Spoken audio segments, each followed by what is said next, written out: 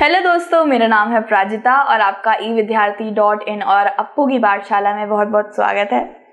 तो वही आप जानते हो, हम लोग भूगोल की किताब बहुत पहले शुरू कर चुके हैं। उसका पार्ट 3 तक शुरू हो गया है। तो भाई जिसने पार्ट 1, 2 और उसके प्रश्न उत्तर नहीं करे जाके देख लो। और साथ साथ ये जो नोट्स मैं लिखवाती हूँ वो आपको evidyarthi.in की वेबसाइट पर मिल जाएंगे। तो शुरू करते हैं ये विषय आपकी पार्ट 3, हमारी बदलती पृथ्वी। इस पार्ट से हमारा विषय है हिमनद के कार्य। शायद ये अंतिम विषय से एक पहले वाला विषय है। अंतिम विषय शायद पवन के कार्य है। तो इससे पहले वाला हमने करा था समुद्र के कार्य। समुद्र किस तरीके से एक बड़े से पर्वतीय या फिर एक चट्टानी ढांचे को एक मिनट में एक मिनट में तो नहीं, वक्त लगता है, पर नेस्त तो नाबूद कर सकती है। तो वह प्रकृति से मजाक नहीं लेना चाहिए और सिर्फ प्रकृति समुद्र, नदी या पवन के तौर पर ही ऐसे नहीं करती है। उसमें सिर्फ इन्हीं में ताकत नहीं होती है, बर्फ में भी ताकत होती है। अगर किसी ने सुना है बर्फ का तूफान भी आता है, एवलांच कहते हैं उसे। ठीक है, एवलांच हमने देखा ही होगा। बर्फ पूरी बहुत सारी ढह जाती है, शायद करीबन सब कुछ तहस नहस कर सकती है बर्फ में तो सांस भी ना ले जाए। आप जा नहीं सकते हैं बर्फ में, 2 मिनट में हाथ ठंडे हो जाते हैं। बहुत सी अलग अलग तरीके की बीमारियां हो सकती है। बर्फ में जिंदा रहना भी एक कला समझ लीजिए। जो लोग रहते हैं ना, लद्दाख की ओर ले लीजिए और कश्मीर, बहुत सुंदर सुंदर जगह जहाँ पे बर्फ इकट्ठा होती है। वैसे आप कभी गए हो बर्फ वाले इलाकों में? वैसे मैं तो नहीं गई हूँ कभी। मैं तो अपने घर से बाहर बस वो चाउमीन और मोमो के ठेले के पास तक होकर घर आ जाती हूँ बस।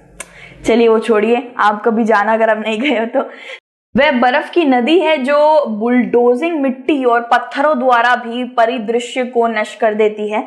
ग्लेशियर गहरे खोखले बनाता है और जब बर्फ पिघलती है तो पानी भर जाता है और सुंदर झील बना देता है। 2 चीजों के बारे में सबसे पहले जानेंगे कि जब भी एक चीज हमेशा याद रखिए कि एक सतह पर या एक मिट्टीदार एक जमीन पर हमेशा बर्फ नहीं उगी होती है। बर्फ कहीं से आ रही होती है या फिर वहां के मौसम इतना ठंडा होता है कि बर्फ का निर्माण हो जाता है। पहले के वक्त पे वो बर्फ वाला इलाका नहीं होता था। उसके नीचे मिट्टी, बिल्कुल आसान साधारण जो मिट्टी हमारे यहाँ होती है, मिट्टी, पत्थर, बालू वगैरह, बर्फ के नीचे भी वही दबे रहते हैं। आपने ये इस तरीके की पहाड़ियां देखी है, ऐसे काले काले पहाड़ियां, बीच बीच में बर्फ पड़ा हुआ है, थोड़ी बहुत मिट्टी भी देखेंगे आप लोग। तो वो क्या होता है, जैसे समझ लीजिए एक बर्फ वाला घेर वाला जगह। आपने देखा होगा कि लोग बर्फ के बीच में, जो लोग बर्फीले जगह पे रहते हैं वो लोग रास्ता बनाते हैं बर्फ हटा हटा के। तो रास्ता होता है ना उसके नीचे बालू, मिट्टी वगैरह, रेत वेत जमी हुई होती है ना। तो यही बात है कि यहाँ पे यही बता रखा है कि हमेशा बर्फ के नीचे एक जमीन होती है और उसके नीचे क्या होता है, साथ ही साथ उसके नीचे मिट्टी, बालू, रेत, ये सब भी होता है।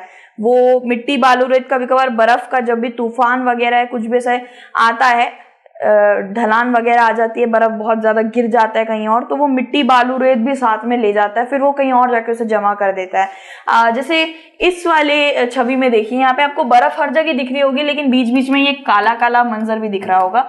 ये सारा मिट्टी वगैरह है। देखिए कुछ इस तरह से यहाँ पे मिट्टी विट्टी जमा हो रखी है। तो और साथ ही साथ यहाँ पे भी दिख रहा होगा मिट्टी वगैरह थोड़ी थोड़ी करके, मिट्टी, बालू, रेत, ये सब बर्फ के नीचे दबा जरूर रहता है।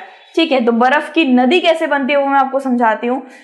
बर्फ की नदी कैसे बनती है वो बहुत आसान है। बर्फ जब भी बहुत बड़ी बड़ी एवलांच आता है या फिर आप कह सकते हो बर्फ का तूफान आ जाता है, बहुत टन टन में बर्फ टूट के बिखर जाता है और वो ना गड्ढे भी बना देता है। ठीक है, समझ लीजिए अगर मैं आपको बोलूं कि आप गाँव तो जाते होगे, तो गाँव में अगर आप खोद खोद के आप आराम से गड्ढा बना ही सकते हो ना। जब इंसान खोद के बना लेता है तो सोचिए एक जगह पे पूरा टन टन बर्फ ऐसे आके तूफान मचा गया है, तो वहां पे आराम से गड्ढा तो हो ही जाता है। तो गड्ढा हो जाने के बाद जब बर्फ पिघलती है या वहां पे बर्फ जमी रह जाती है और कभी कभार धूप वगैरह आती है, तो वो थोड़ा क्या बना देता है, एक झरना बना देता है, झरना कह रही हूँ झील बना देता है। यहाँ पे आप देखिए पानी भर जाता है और सुंदर झील बन जाती है। यहाँ पे ये बोला है कि जब बर्फ पिघलती है तो पानी भर जाता है। मैंने आपको बताया ना कि हर वक्त बर्फ ही बर्फ रहे ऐसा नहीं होता है। थोड़ा वहां पे ऐसा मौसम भी आता है जिससे बर्फ वहां पे पिघलती है और वहां पे एक प्यारी सी नदी बना देती है। ये नदी या झील जो भी होता है या फिर तालाब जो भी बनता है यहाँ पे, ये इतना नीला क्यों होता है दिखने में? नीला इसलिए होता है क्योंकि बहुत स्वच्छ पानी होता है बर्फीले इलाके का। वो अलग बात है कि वहां पे देखिए स्वच्छ पानी इसलिए होता है क्योंकि उधर बर्फीले जगह पे रहना काफी ज्यादा मुश्किल होता है, प्रदूषण भी इतना नहीं पहुंच पाता है, साथ ही साथ वहाँ पे प्रदूषण हो गया और पानी भी कोई गंदा नहीं कर पाता है वहाँ पे। जैसे हमारे आजकल सड़कों में देख लीजिए गंदगी गंदगी भरी है, यहाँ पे ज़्यादा लोग रहते ही नहीं, और जो भी रहते हैं लद्दाखी एरिया, कश्मीर एरिया, तो वो सब जाके इन सब जगहों को सुंदर ही रखते हैं, गंदगी नहीं मचाते हैं वो लोग। तो ये जो बर्फीले टिब्बे होते हैं जब ये टूट के गिरते हैं और ये जब पिघल जाते हैं ना, तो पिघल के नीला पानी निकलता है, क्योंकि आप देख सकते हो कितने स्वच्छ लग रहे हैं ये, है ना। साथ ही साथ एक बात और है कि जरूरी नहीं कि सारे के सारे तालाब और झील जो बर्फ के पिघलने से बन गए हैं वो हमेशा पानी वाले ही रहे, वो जम भी जाते हैं जब बहुत ही ज्यादा सर्द पड़ती है, तो कभी कभी ये पिघल जाते हैं खुद से, कभी कभी ये जम भी जाते हैं। दूसरी बात बोले तो ग्लेशियर की झील आप जानते हैं कैसे दिखती है, कुछ इस तरीके से। जब ग्लेशियर पिघलता है तो ग्लेशियर की झील बन जाती है, इसको ग्लेशियर ही बोलते हैं, नीला नीले झील बन जाती है, झील का निर्माण हो जाता है, ठीक है। तो जैसे कि मैं आपको बता रही थी कि किस तरीके से हिमनद हिमोड़, इससे पहले भी हमने थोड़ा सा पढ़ा कि कैसे करके बर्फ के नीचे भी बालू मिट्टी वगैरह रहती है, तो वही मैं अभी आपको समझाने वाली हूँ। इसको मोरैन भी कहते हैं अंग्रेजी में, आइस मोरैन, जिसको नाम दे दिया गया है हिमनद हिमोड़। इसका क्या मतलब है दोस्तों? हिमनदों द्वारा वहन की जाने वाली सामग्री जैसे बड़ी और छोटी चट्टानें, बालू और गाद जमा हो जाती है। तो यहाँ पे क्या होता है दोस्तों, मैं हमेशा आपको बार बार यही बता रही हूँ कि बर्फ इसके ऊपर ढकने से पहले नीचे आम सड़क ही रहती है, आम सतह ही रहती है, जिसके अंदर बालू मिट्टी ये सब रहती है। कि बालू मिट्टी तो हर सड़क पे ही रहती है, कुछ भी करिए वो दिखेगी आपको जरूर।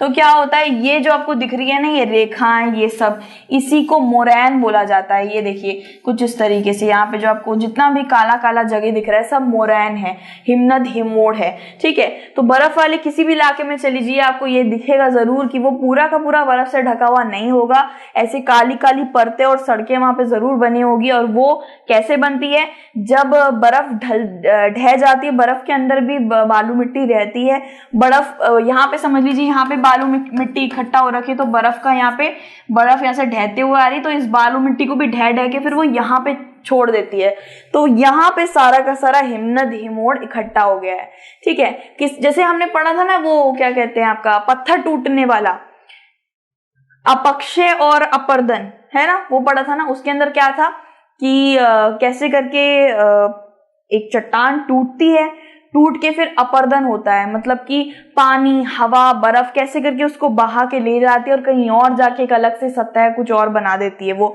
चट्टान या फिर वो पत्थर जो टूट के निकले हैं, फिर उनको ले जाया जाता है अपर्दन द्वारा, फिर वो कहीं और जाके बस जाते हैं, है ना। तो इसमें भी ऐसा ही होता है। देखिए उसमें एजेंटों का 3 एजेंटों का नाम लिया था, हवा, पानी और बर्फ। तो बर्फ भी यही कार्य करती है, टूटे हुए पत्थर, बालू, शैल, चट्टान जो भी मिलता है वो बर्फ अपने साथ इसको घुमाते हुए ले आती है, फिर कहीं और जाके जमा कर देती है, और फिर यहाँ जमा हुआ है तो फिर से आएगा यहाँ पे बर्फ का तूफान, फिर से यहाँ का लेके कहीं और जाके जमा कर देगी।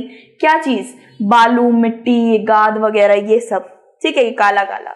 तो उसमें ज्यादा कुछ पढ़ने लायक नहीं है, ये हिमनद हिमोड़ ही हमें पढ़ना था, और कैसे करके झील या फिर तालाब का निर्माण होता है। तालाब का निर्माण मैंने आपको बता ही दिया कि बहुत बुरी तरीके से बर्फ का बहुत बड़ा तूफान आता है या बर्फ ढह जाती है, बहुत बड़े बड़े तालाबों का निर्माण हो जाता है, बड़े बड़े गड्ढों का, फिर उसमें पानी भर जाता है ग्लेशियर के पिघलने के बाद, ठीक है। तो बहुत छोटा सा ये विषय था, बस आपको ये हिमनद हिमोड़ वाला याद रखना है।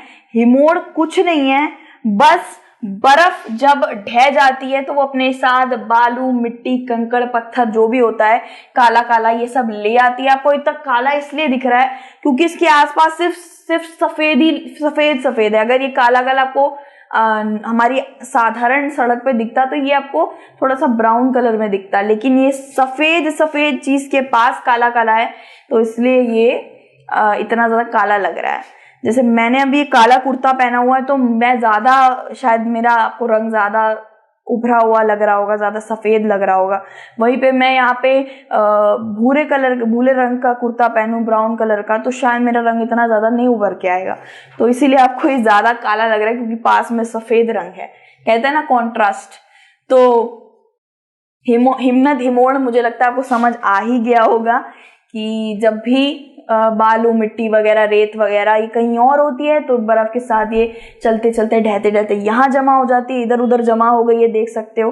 फिर से एक और बर्फ़ का वो आएगा, फिर से कहीं और जमा हो जाएगी, वैसे ही होता रहता है। इसके बाद वाला आप जानते हैं पवन के कार्य, ये वाला आएगा हमारा विषय। तो इस विषय में जल्दी से मिलते हैं, अंतिम विषय रहेगा, उसके बाद हम प्रश्न उत्तर करेंगे। प्रश्न उत्तर अभ्यास करना ज़रूरी है दोस्तों, क्योंकि ज़रूरी है। मुझे लगता है सिर्फ आपको अपना पाठ्य पुस्तक ही पढ़ना चाहिए और उसके प्रश्न उत्तर कर लीजिए, इतने काफ़ी होता है। इससे आपके बहुत अच्छे अंक आ सकते हैं परीक्षा में। कोई और किताब, कुछ फालतू की किताब पुस्तक पढ़ने की ज़रूरत नहीं होती है। अपनी पाठ्य पुस्तक हमेशा पढ़िए। अपने अध्यापक से, अध्यापिका से भी पूछिए कि क्या मुझे अलग से कोई किताब पढ़नी चाहिए या सिर्फ हमारी पाठ्य पुस्तक को ही अच्छे से याद करना चाहिए और उसके प्रश्न उत्तर को। तो वो यही बोलेंगे, बेटा जो मैं पढ़ा रही हूँ ना पाठ्य पुस्तक, उसको पढ़ो और प्रश्न उत्तर करो, ठीक है। तो ये ज़्यादा वक्त भी नहीं होता है सबके पास कि पढ़े इतनी सारी किताबें। सबसे बढ़िया है आप एक ही पढ़े, दो नौका पे सवार होने की ज़रूरत नहीं है। तो प्रश्न उत्तर कर देख लीजिएगा। और ठीक है भाई, बहुत बात कर ली हमने, ये अंतिम विषय बच रहा है, उसमें मिलते हैं जल्दी से, फिर उसमें बात कर लेंगे, ठीक है। तो उम्मीद करते हैं आपको ये विषय समझ आएगा। कमेंट बॉक्स में ज़रूर बताइएगा। अपना ध्यान रखिएगा। Take care, be happy, be positive and God bless you. Bye bye.